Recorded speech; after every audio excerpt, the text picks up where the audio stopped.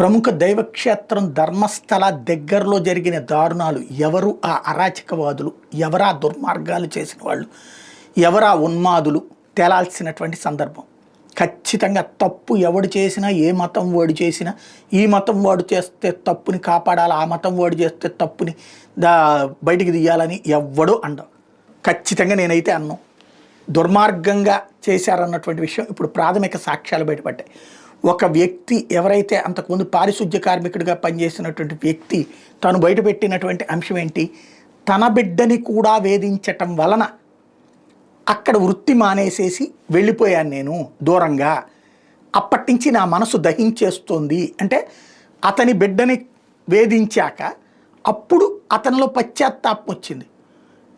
ఏంటయ్యా అంటే, అంతకుముందు 100 శవాల్ని అతనే పాతిపెట్టాడట ఆ పక్కన అటవీ ప్రాంతంలో. అతను ఆ విషయాన్ని జిల్లా ఎస్పీకి తెలియచేయటం, ఆ జిల్లా ఎస్పీ దాని మీద ప్రభుత్వానికి తెలియజేయడం, ప్రభుత్వం దాని మీద విచారణకు ఆదేశించడంతో బయటపడుతున్నటువంటి ఒక్కొక్క సంఘటన ఇప్పుడు వణుకు పుట్టిస్తున్నటువంటిది. తాజాగా అతను చెప్పినటువంటి, అంటే దాదాపుగా 3-4 ప్లేసుల్లో అని చెప్పాడు అతను, అక్కడ తవ్వితే 2 మృతదేహాలకు సంబంధించినటువంటి ఆనవాళ్లు దొరికినాయి. అవి మహిళలకు సంబంధించిన మృతదేహాలు అందేళ్ళని. పోనీ అది ఏ కవే, దాన్ని ఏమంటారు మనం, శ్మశానం కూడా కాదు. శ్మశానం అయితే పోనీ ఎవరో పాతిపెట్టినటువంటి బయటికి తీస్తున్నారు అనుకోవచ్చు, అది ఏ శ్మశానమో కాదు. అది అక్కడ పాతిపెట్టబడ్డారు అంటే ఖచ్చితంగా సీరియస్గా తీసుకోవాలి. పోలీసులు కనుక సక్రమంగా దర్యాప్తు చేస్తున్నారు నమ్మకం వస్తే నా చేత ఎవరు పూడిపించారో ఆ డీటెయిల్స్ అని చెప్తానన్నాడు. ఇప్పుడు ఆ డేటా బయటికి రావాల్సినటువంటి అవసరం ఉంది, సమగ్ర దర్యాప్తు జరిపించాల్సిన అవసరం ఉంది. ఇంకా వర్షం పడుతోంది, వర్షం కారణంగా పూర్తిగా తవ్వలేకపోతున్నారు.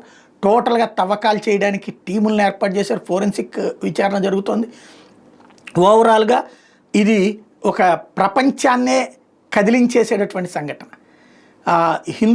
హిందువులకు కూడా అతిపెద్దదైనటువంటి షాకింగ్ సంఘటన.